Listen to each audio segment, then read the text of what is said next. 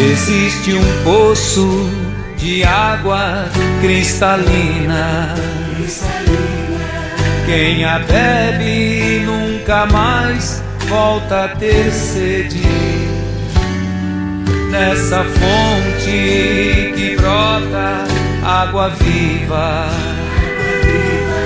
jorrará em cada ser eterna vida. E esse poço, essa água, essa fonte é Jesus. Esse poço, essa água, essa fonte é Jesus. Preciso tanto da água dessa fonte, onde encontro toda a força para viver. A vida eterna existe nessa água, dessa fonte, água viva vou beber. E esse poço, essa água, essa fonte é Jesus. Esse poço, essa água, essa fonte é Jesus.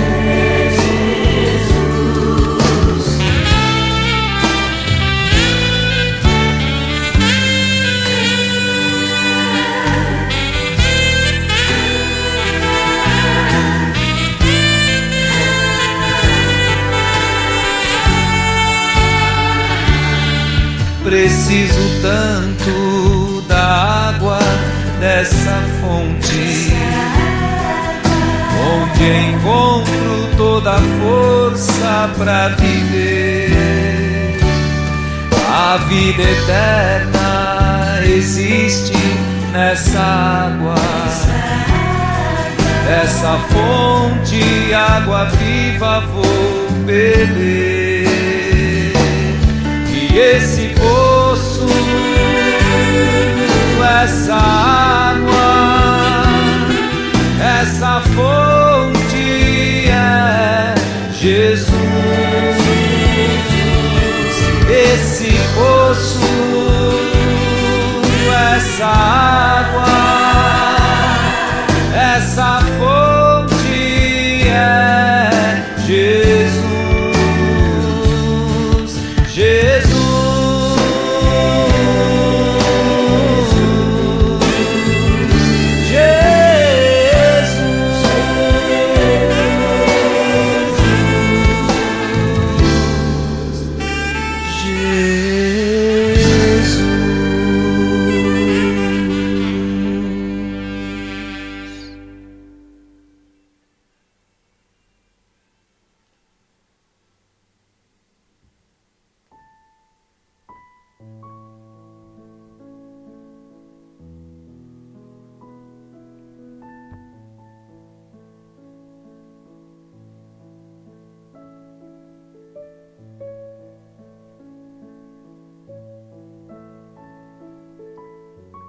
Boa noite, meu irmão e minha irmã.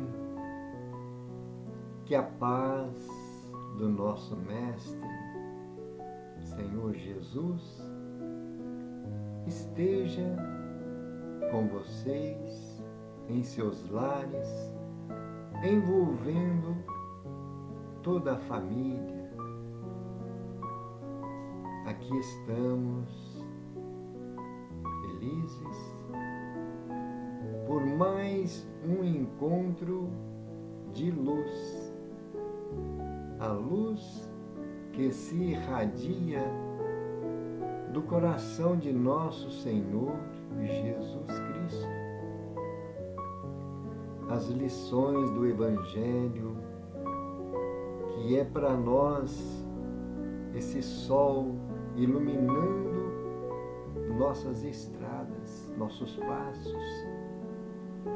Estamos muito felizes com a presença amiga dos mentores, dos anjos guardiães e do nosso querido Mestre, porque Ele nos disse: onde estiverem reunidas em meu nome, 2 ou mais pessoas, eu estarei entre eles.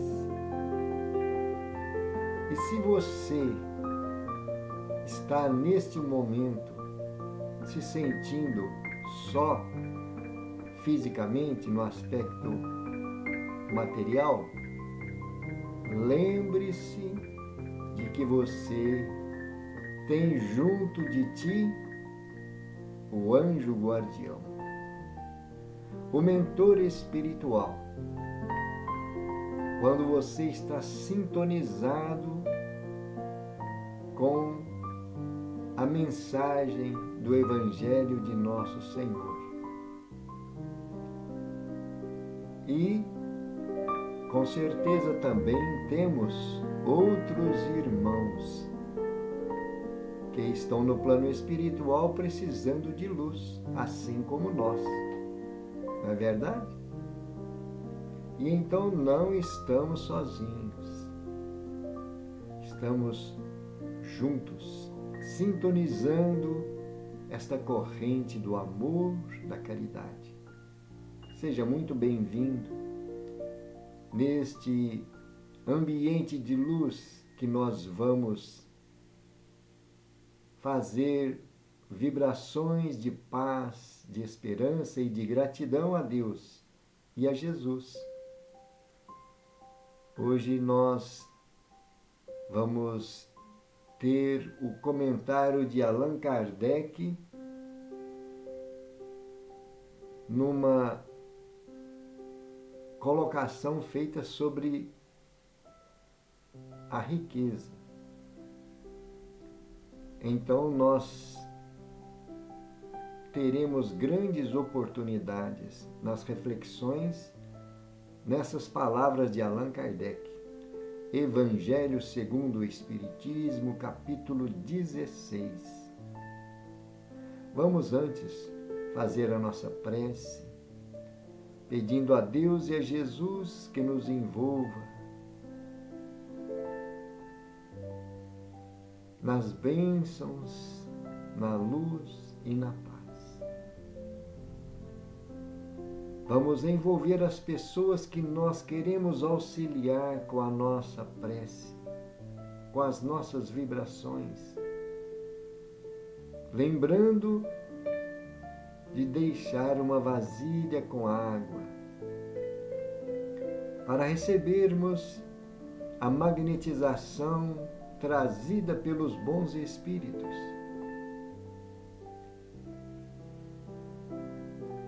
Senhor Jesus, aqui estamos, felizes por esta oportunidade, na Tua presença e na companhia dos Teus missionários, confiantes nesta alimentação espiritual que receberemos, confiantes no tratamento para as nossas mazelas, doenças físicas, doenças espirituais, mentais e emocionais, pois sabemos que em Ti encontramos o remédio para todos os males. E então estamos agradecidos, Senhor, pedindo o Teu amparo, a Tua luz. Assim seja, graças a Deus. Então, meus irmãos, nós vamos fazer a leitura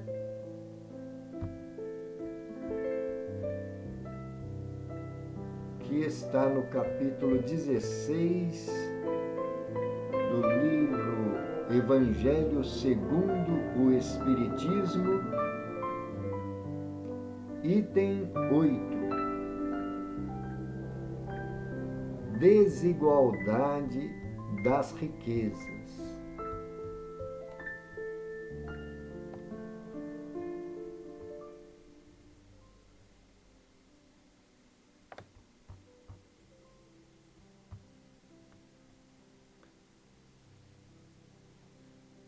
Item 8. A desigualdade das riquezas é um desses problemas que em vão procuraremos resolver se considerarmos apenas a vida atual. A primeira questão que se apresenta é esta: por que nem todos os homens são igualmente ricos? Não o são por uma razão muito simples. É que eles não são igualmente inteligentes, ativos e laboriosos para adquirir, nem sóbrios e previdentes para conservar.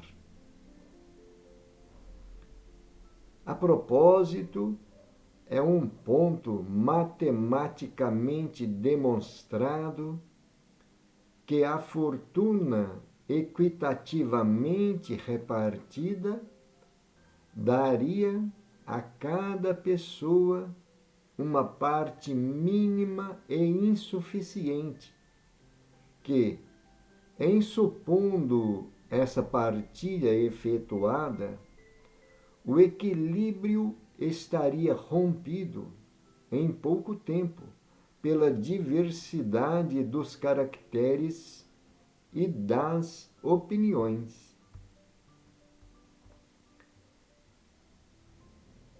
Que, em a supondo possível e durável, cada pessoa, mal tendo do que viver, o resultado seria o aniquilamento de todos os grandes trabalhos que concorrem para o progresso e para o bem-estar da humanidade.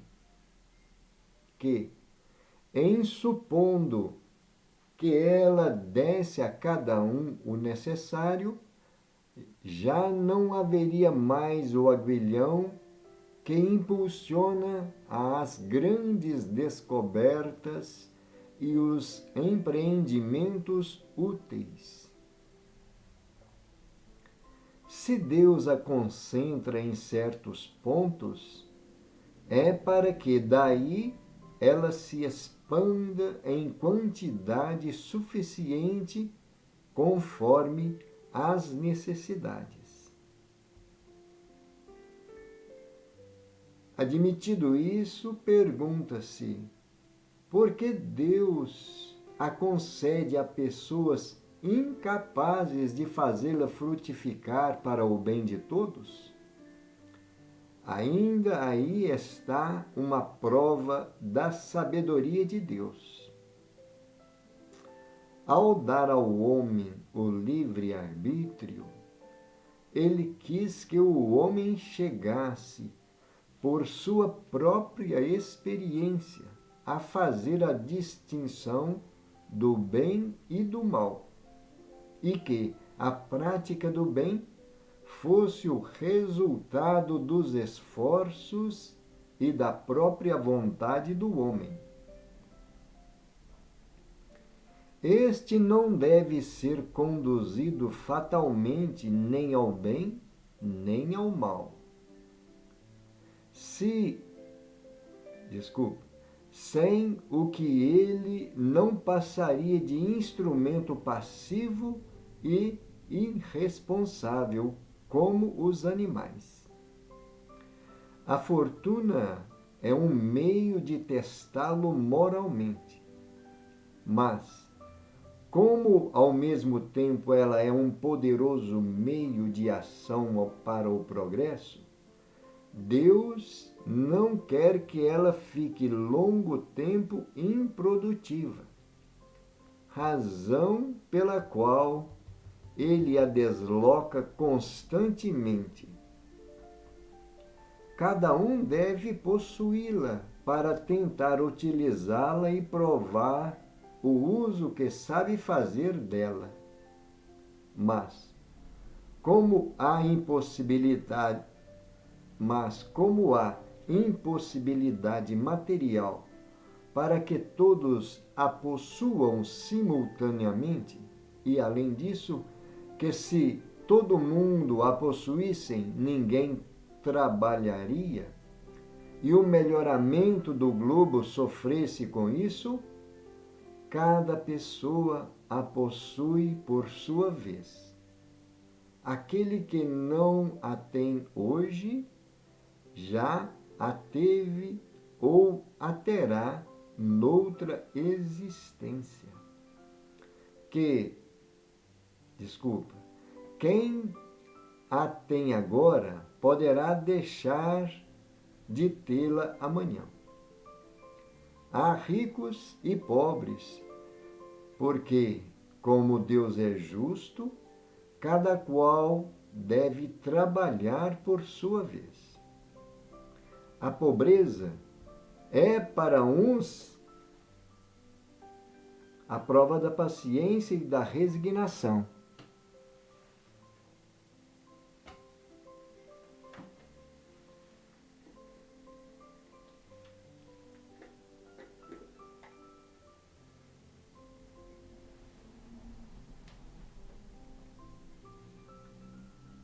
A riqueza é para outros a prova da caridade e da abnegação.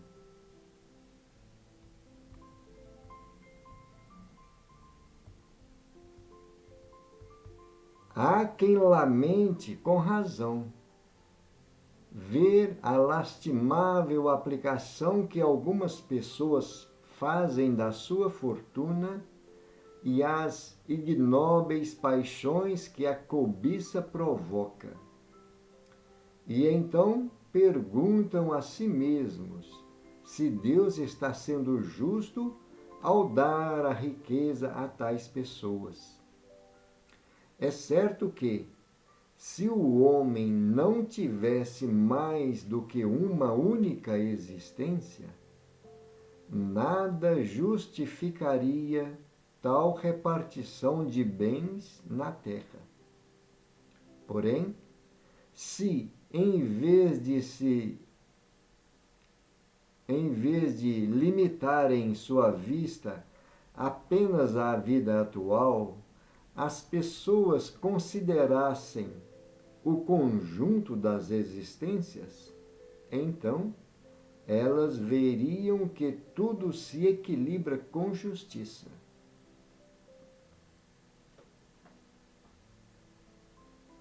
Desse modo, o pobre não tem mais motivo para acusar a providência, nem motivo para invejar os ricos. Assim como os ricos não têm mais motivo para se vangloriar do que possuem. Se eles abusam disso, não será nem com decretos, nem com leis suntuárias que se remediará o mal. As leis podem mudar momentaneamente o exterior, mas não conseguem mudar o coração. É por isso que as leis têm duração temporária e são quase sempre seguidas de uma reação mais frenética. A fonte do mal está no egoísmo e no orgulho. Os abusos de toda ordem cessarão por si mesmos quando os homens se regerem pela lei da caridade. Então, estamos vendo aí o objetivo maior, esta força extraordinária que Deus coloca nas mãos do ser humano, que é a riqueza. Mas é uma prova muito grave, muito séria, porque todos aqueles que hoje estão sendo possuidores da fortuna, da riqueza, do poder, eles têm uma grande responsabilidade nas mãos. Nós estamos percebendo aí nas palavras de Allan Kardec que a riqueza tem esse objetivo de conduzir a humanidade dentro das necessidades materiais, levando o necessário, o conforto, o bem-estar. E para isso, essas pessoas precisam de ter a responsabilidade de conduzir bem estas riquezas. No início, Kardec traz para nós o discernimento, que uma das razões de não sermos todos ricos da mesma forma, porque nem todos estamos bem preparados para administrar a riqueza. E na presente existência, a maioria de nós viemos para exercitar a nossa capacidade da nossa sobrevivência, na busca pela satisfação das nossas necessidades com o suor do nosso trabalho. E essa minoria que é possuidora das riquezas, elas têm em suas mãos esse compromisso de produzir o bem para a humanidade. Né? E então nós vamos parar para refletir. Como que nós temos hoje essa tecnologia em que todos, pobres e ricos, desfrutamos? Tecnologia que é através da rede da internet, através dos celulares, dos computadores. Como que nós teríamos esta facilidade, assim como tantas outras, mas nós estamos trazendo esse exemplo. Se a riqueza desses que estão hoje conduzindo os interesses nessas descobertas,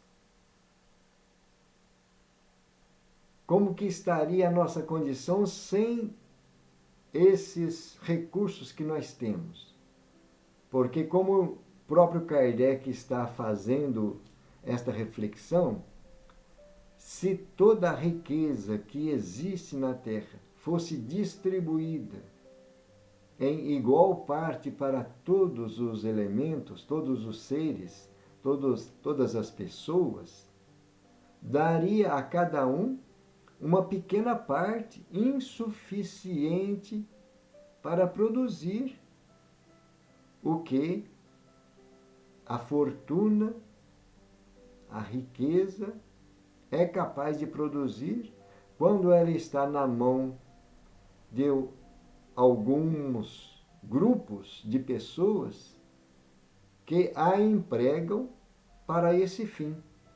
Novas descobertas, aprimoramento das tecnologias, não é isso? E então nós temos a certeza de que Deus coloca nas mãos de cada um aquilo que cada um é capaz de administrar. E percebemos também o comentário de Kardec, que de tempos a tempos, Deus faz com que esta riqueza, essa fortuna, passa de mão para outra mão. Não é assim? Então, tudo o que Deus faz é grande e sábio. Nós temos que aprender a entender qual que é, individualmente, a nossa posição diante da vida. Qual é o nosso objetivo na presente existência, para que nós possamos dar o melhor de nós. É como, relembrando a parábola dos talentos, qual é o talento que Deus coloca em nossas mãos. Porque nas mãos desses poderosos, desses que estão desenvolvendo as riquezas da ciência, da tecnologia, nós já estamos bem esclarecidos, não é? E uma outra observação que Allan Kardec faz é que pessoas costumam questionar por que Deus coloca a riqueza nas mãos de pessoas que não fazem um bom aproveitamento, não direcionam bem aquela fortuna para produzir em favor de muitas pessoas, de uma sociedade, né? De uma civilização. Porque às vezes existem alguns que vão acumulando a fortuna e passam às vezes até a escravizar outras pessoas que necessitam do trabalho somente para tirar proveito e se enriquecer cada vez mais. Então Kardec traz mais outra reflexão para nós, né? Deus quer colocar uma prova nas mãos de cada um. Cada um tem a sua parcela de responsabilidade diante desses bens que Deus colocou à nossa disposição. Uns mais, outros menos, mas todos iremos ter que prestar contas do emprego que fizemos, da nossa capacidade. Não é? Então é importante nós refletir em vários aspectos que a doutrina espírita nos mostra, dessa capacidade que cada pessoa tem para realizar o melhor. E como nós vimos aí no final da mensagem, a fonte do mal está no egoísmo e no orgulho. Os males que às vezes a riqueza provoca não é resultado da própria riqueza, mas da incúria, do egoísmo, do orgulho, né? Da insaciedade daquele que está tendo a riqueza em suas mãos provoca. Não é isso? E então são os abusos que mais cedo ou mais tarde terão que ter um resultado para essas pessoas. Não é?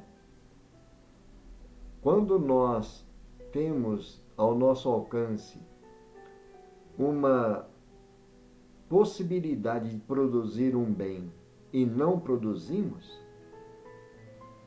nós somos responsáveis, seja qual for a condição.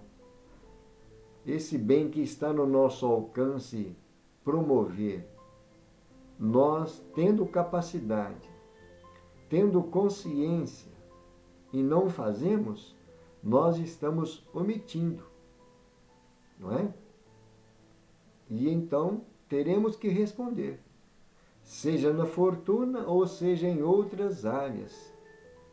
Mas se nós temos ao nosso alcance esse compromisso, nós deveremos de oferecer o melhor e de trabalhar com esse talento de acordo com a nossa consciência. Mas o importante é nós fixarmos essa ideia, né, de que esses bens são temporários. Se hoje nós não a possuímos, a riqueza, não somos donos ou detentores desses bens temporários, ou nós já fomos no passado, ou seremos no futuro. Cada um vai ter a oportunidade de colocar em prática esta ação no bem, usando a riqueza. E então nós, muitas vezes, condenamos o uso que os ricos fazem da riqueza. Mas e quando chegar a nossa oportunidade? Será que nós iremos pautar com esse compromisso diante da nossa consciência? Então, é um motivo para nós já começarmos a refletir, né? Porque se nós formos fiéis em pouca coisa, também nós seremos fiéis em muita coisa, como nós vimos na parábola dos talentos. Quando o senhor daquela vinha diz aos seus servos, aqueles que haviam produzido bem: bom e fiel servidor, porque fostes fiel no pouco, te darei muito mais. Né? Vem e compartilha da alegria do seu amo, do teu Senhor. Então, é o que nós teremos no nosso tribunal da consciência, quando nós estivermos frente a frente com essa verdade, mais cedo ou mais tarde. Fica aí para nós mais uma reflexão importante que Allan Kardec traz, e em momento oportuno aconselhamos a rever esta lição, meditar e guardar esses ensinamentos, porque são luzes que nós estamos recebendo. Quando chegar o nosso momento, nós poderemos utilizar desses conhecimentos. Não é isso? E então, doutrina espírita é isso aí. Sempre trazendo uma forma simples para a nossa compreensão estes ensinamentos que são palavras de vida eterna. As passagens que nós vimos no Evangelho nas reuniões anteriores, hoje nós estamos vendo o desdobramento daquele significado das palavras de Jesus. Né? Quando ele disse, falando sobre o sentido figurado da agulha e do camelo. Né? É mais fácil um camelo passar pelo buraco de uma agulha do que um rico entrar no reino dos céus. Então a resposta está nestas explicações que Allan Kardec está trazendo para nós. Se o egoísmo e o orgulho predominar, esse rico não vai conseguir alcançar o seu objetivo, né? Que é promover o bem maior a todos aqueles que dependem dessa riqueza. Não é isso? E então nós vamos agora ao livro Segue-me. Livro Segue-me, autoria de Emmanuel, o mentor espiritual de Chico Xavier. E que traz também, através de Chico Xavier, mensagens que são alertas, luzes e amparo para nós. A lição de hoje é bilhete fraterno. Qualquer que vos der a beber um copo de água em meu nome, em verdade vos digo que não perderá o seu galardão. Evangelho de Jesus, segundo Mateus, capítulo 9, versículo 41. Comenta Emmanuel. Meu amigo, ninguém te pede a santidade de um dia para outro. Ninguém reclama de tua alma espetáculos de grandeza.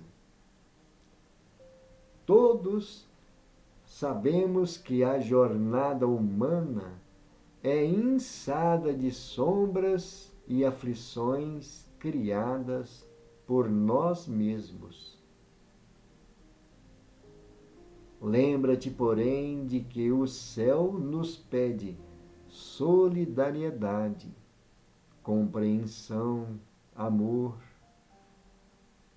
Planta uma árvore benfeitora à beira do caminho. Escreve algumas frases amigas que consolem o irmão infortunado. Traça pequenina explicação para a ignorância. Oferece a roupa que se fez inútil agora ao teu corpo, ao companheiro necessitado que segue à retaguarda. Divide, sem alarde, as sobras de teu pão com o faminto. Sorri para os infelizes. Dá uma prece ao agonizante. Acende a luz de um bom pensamento para aquele que te pareceu na longa viagem da morte. Desculpa, gente. Acende a luz de um bom pensamento para aquele que te precedeu na longa viagem da morte. Estende o braço à criancinha enferma. Leva um remédio ou uma flor ao doente. Improvisa um pouco de entusiasmo para os que trabalham contigo. Emite uma palavra amorosa e consoladora, onde a candeia do bem estiver apagada. Conduze uma xícara de leite ao recém-nascido que o mundo acolheu sem um berço enfeitado. Concede alguns minutos de palestra reconfortante ao colega abatido. O rio é um conjunto de gotas preciosas. A fraternidade é um sol composto de raios divinos emitidos por nossa capacidade de amar e servir. Quantos raios libertastes hoje do astro vivo que é teu próprio ser imortal?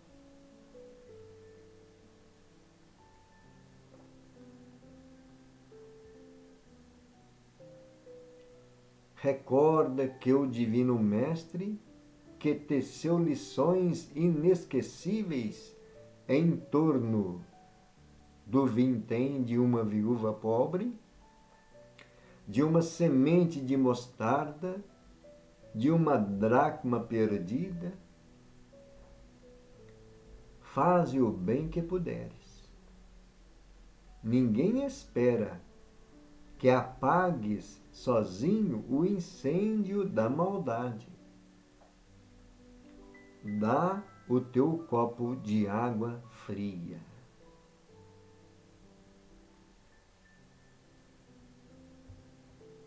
Pois é, meus irmãos e minhas irmãs, olha só. Quantas facilidades Emmanuel está trazendo, coisas simples, mas que promovem o bem-estar, o conforto, em gestos de uma forma tão corriqueira, não é? São oferendas que nós fazemos quando temos esse desejo de ser útil, de fazer parte da sociedade, ou da família, ou do grupo de trabalho, ou da via pública, algo que vá adicionar o bem às pessoas com quem nós convivemos. E então, cada frase que Emmanuel está trazendo para nós é uma luzinha para nos dar o exemplo,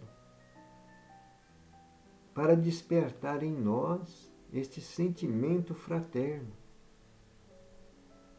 a empatia, não é?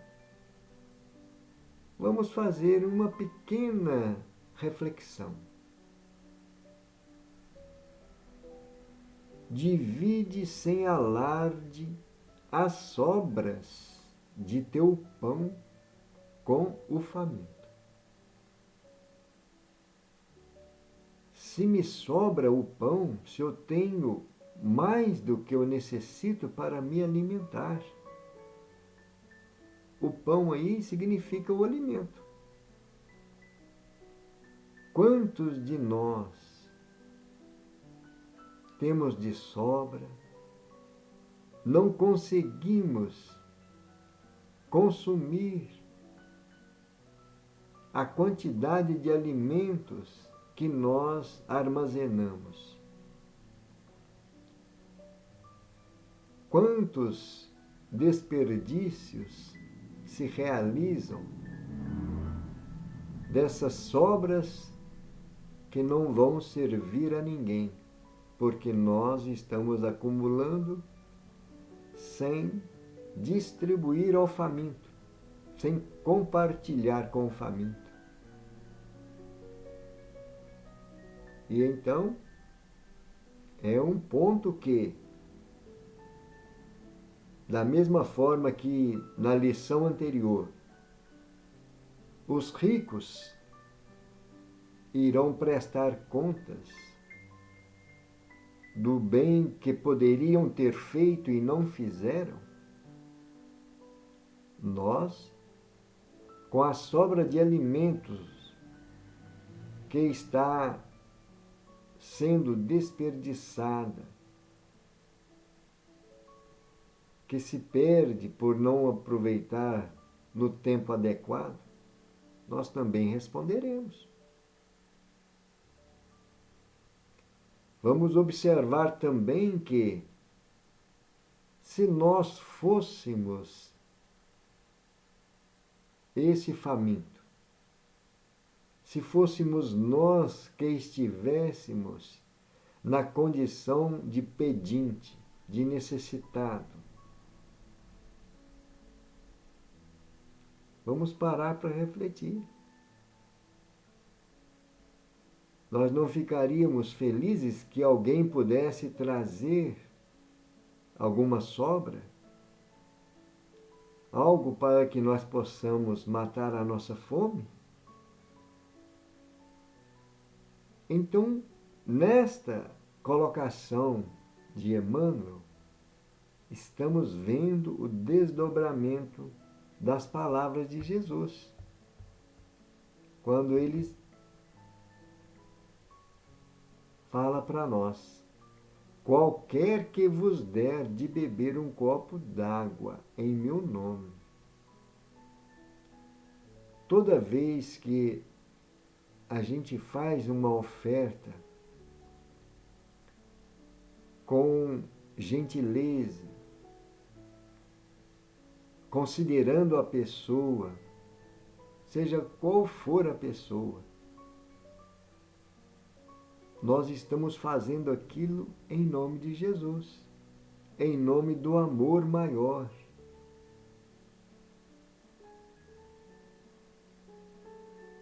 Então,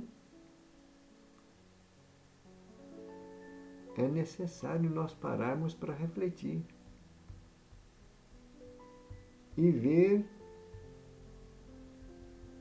o que tem a ver com nós. Esse questionamento de Emmanuel: quantos raios libertaste hoje do astro vivo que é teu próprio ser imortal? Em outra mensagem, Emmanuel traz para nós o seguinte: ninguém é tão rico que não precise receber alguma coisa. E ninguém é tão pobre que não possa doar algo. Então, precisamos de nos trazer para o nosso mundo íntimo esta reflexão. O que nós temos feito? O que nós podemos fazer? Lá na primeira frase, Emmanuel diz que ninguém pede a nossa transformação do dia para a noite, ou da noite para o dia. Mas, aos poucos, nós vamos exercitando. E vai se tornando para nós um hábito fazer o bem, nas mínimas coisas, coisas simples. Mas aquilo vai trazer uma satisfação íntima para nós, de estarmos oferecendo o melhor que está no nosso alcance, de boa vontade. E quando esse sentimento fraterno exterioriza, nós nem precisamos falar. É contagiante, a pessoa percebe aquele ato e vê que veio em nome de Jesus, porque Jesus é o iniciador da fraternidade. Ele é que trouxe essa mensagem divina, o amor ao próximo. E então, cabe a nós procurarmos tirar a nossa conclusão, ver qual é o ponto que toca em nossa consciência a necessidade que temos de oferecer o melhor. Dá de ti mesmo, né? Tem uma mensagem que diz assim: dá de ti mesmo. Então fica aí para nós as reflexões das duas palavras de Emmanuel e de Allan Kardec. E podemos perceber, os dois conteúdos têm uma semelhança muito grande, porque trazem que são a essência do Evangelho de nosso Senhor Jesus Cristo, as lições do Mestre. Não é isso? E então agora nós vamos para os momentos de vibração. Oração, prece, irradiação. São energias que nós exteriorizamos.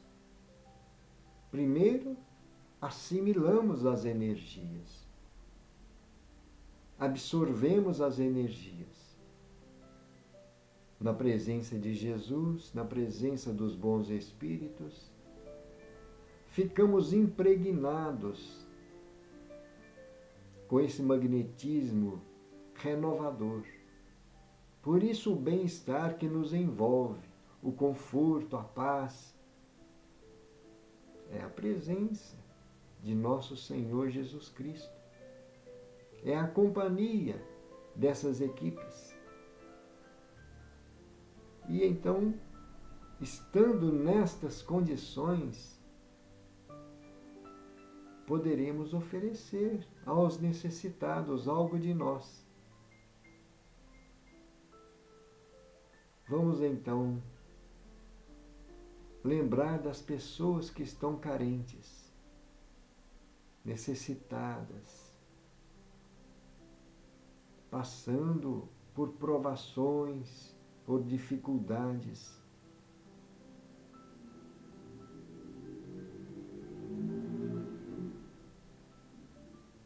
Vamos mentalizar os ambientes de hospitais.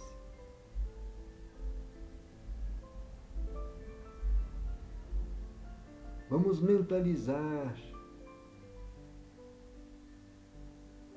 os irmãos submetidos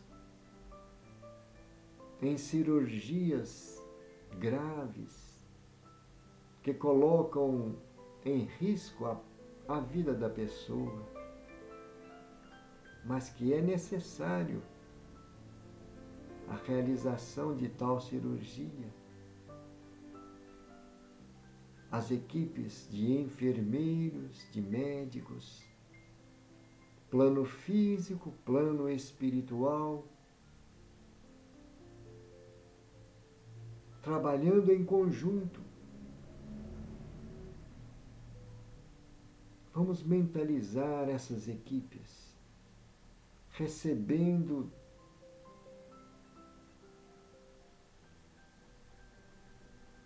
o amparo, a proteção,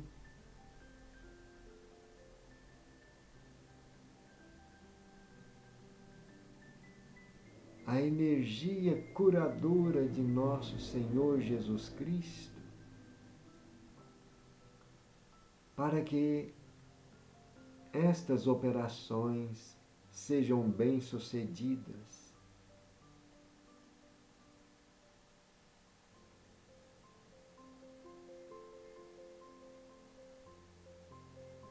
Vamos mentalizar.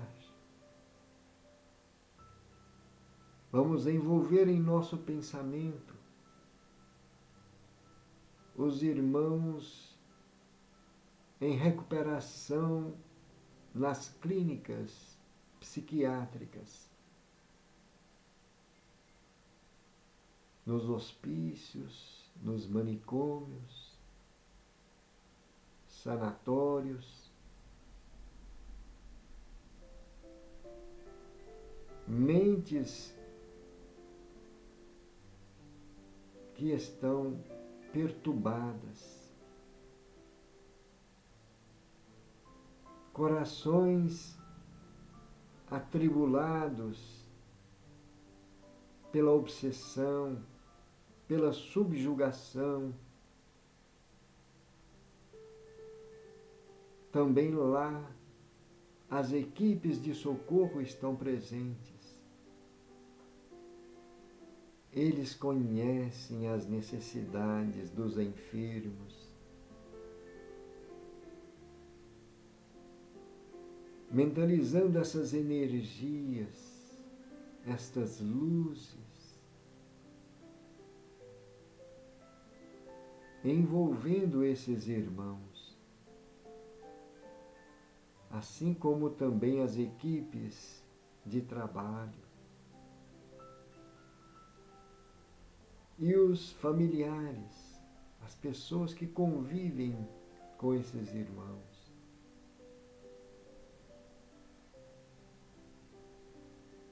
Também necessitam de muita oração, de muita energia positiva, confortadora.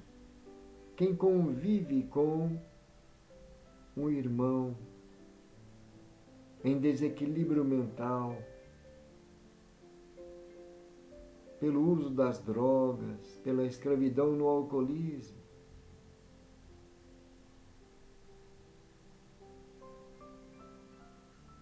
quem vive esta realidade conhece o desconforto, conhece as dores da alma. Senhor Jesus, Mestre e Médico das almas,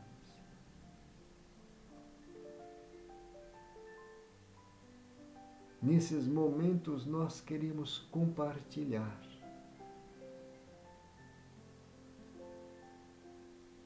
estas energias, estas vibrações em Teu nome. Que essas falanges socorristas possam levar, possam canalizar as energias que trazemos conosco, o magnetismo, os fluidos ectoplasmáticos, que irá proporcionar, sendo manipulado e trabalhado pelos bons espíritos, os recursos necessários ou complementares a esses irmãos necessitados. Sob a Tua bênção, Senhor, sob o Teu amparo. Senhor Jesus, pedimos pelas casas de repouso, pelos orfanatos, creches, também presídios e cadeias penitenciárias. Abençoa, Senhor. Divino amigo, pela pátria do Evangelho, pelo nosso povo, te pedimos resiliência, perseverança, coragem, sabedoria, a força necessária, Senhor, para dar o nosso testemunho de seguidores da verdade.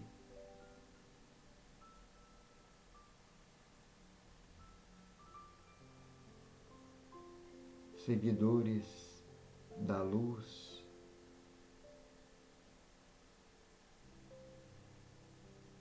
Senhor, fortalece aqueles teus representantes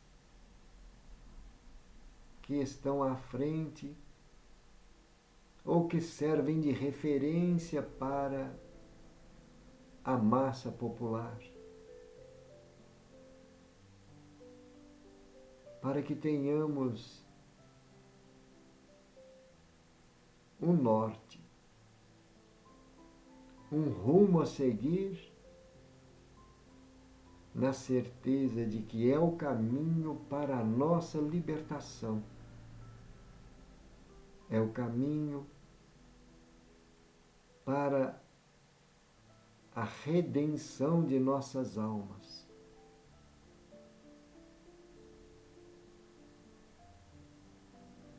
Senhor Jesus, Ilumina igualmente as nações que estão em conflitos.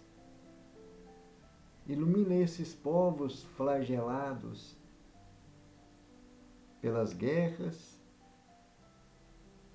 pelos cataclismas. Fortalece esses irmãos, esse povo, esses povos, essas civilizações. Mostre a todos o objetivo das nossas dores, das nossas misérias, que é a nossa espiritualização, a nossa conquista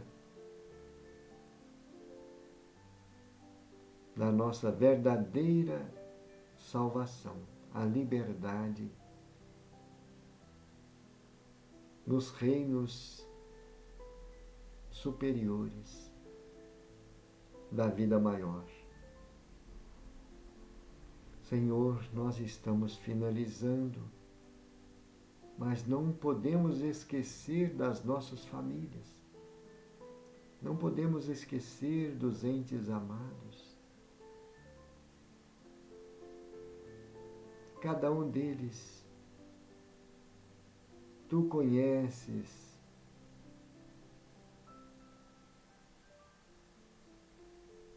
Ampara-os, as necessidades, ilumina os passos,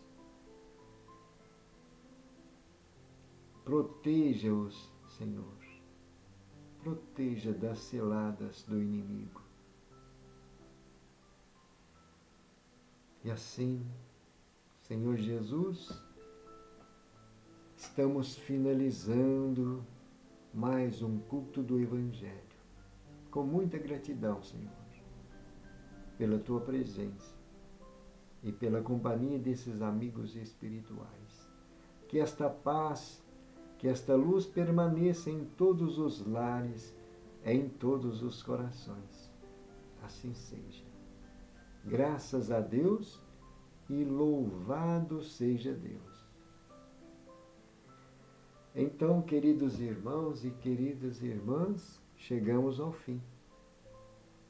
Agradecemos a companhia de todos.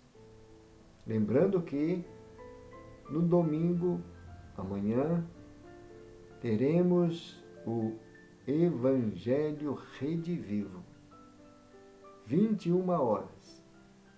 Nos acompanhe em mais um estudo muito importante dessas luzes, desse conforto espiritual que as palavras de Jesus, as lições do Evangelho, lá no Evangelho Redivivo, estaremos estudando o Novo Testamento, a segunda revelação, melhor dizendo. Primeira revelação nas antigas Escrituras, de Moisés a Jesus.